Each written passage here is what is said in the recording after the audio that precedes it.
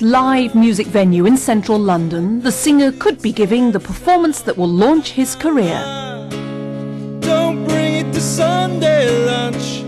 But most of his audience tonight aren't even here. He's performing for a potential worldwide audience of millions. The most important eye in this room is the lens of the online webcam. It's the brainchild of club founder Tony Moore, who wanted to take the energetic new UK music scene to the masses and saw the internet as his world stage. It's bigger than Wembley Stadium. You know, Wembley Stadium has a finite number of people you can get in there. We have the possibility of reaching millions of people at once. I mean, all you need is a computer, a camera and an audio feed, the real encoder software and a server that will support real audio and real video streaming technology.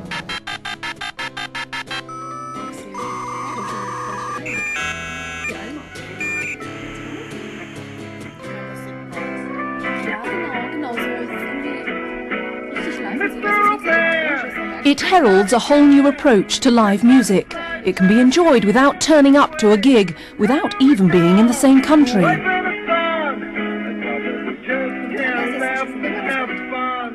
It's quite daunting actually to be able to play a gig and you can't see who's watching you yet. You know that potentially millions of people could be watching you. That's quite daunting.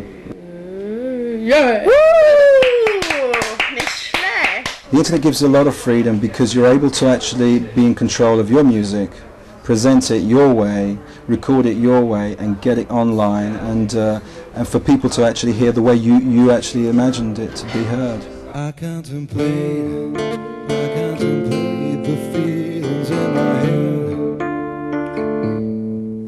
Music on the internet has become a controversial issue, whipping up the same paranoia about copyright as home taping did in the 1980s. I contemplate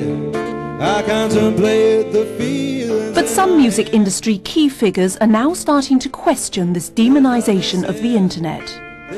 The smart minds are putting the most promising young bands onto debut artist websites, using the power of the internet as a global marketing platform. You go into a record shop and you usually can't hear what you want. You've got listening posts and maybe 1% of everything that's in the store you can actually listen to, and it's probably about 0.01% of everything on release. That is unsatisfactory. If you go into a clothes shop you can try on the clothes, if you go into a garage you can test drive the car. And of course the internet is a beginning. It's a way that you can provide a whole variety of services to try before you buy. For an aspiring singer trying to get a record deal, it opens up a whole new world of opportunities. Prior to the advent of the internet, you'd just have to be knocking on doors. You would, get to the A&R and try and get them to gigs, sending demos off, etc. Whereas this almost cuts the middleman out, and you're actually the middleman, All they have to do is log on and just watch the gig from their own office, so that's brilliant. It's a whirlwind revolution, and the race is on to find out if a band can make it on the internet alone without the backing of the big record companies. An internet month is like a year in the real world, and people are making it up as they go along, and as new technologies become discovered, those who see a use for them tend to become the pioneers. And I think most major record companies now think big and don't dream. And the problem with that, of course, is that they're like the QE2. If they want to make a decision, it takes 2 days to stop midstream and turn around if you're the QE2 because there's so much momentum. It's the same in a record label. It could take a year for corporate policy to filter through.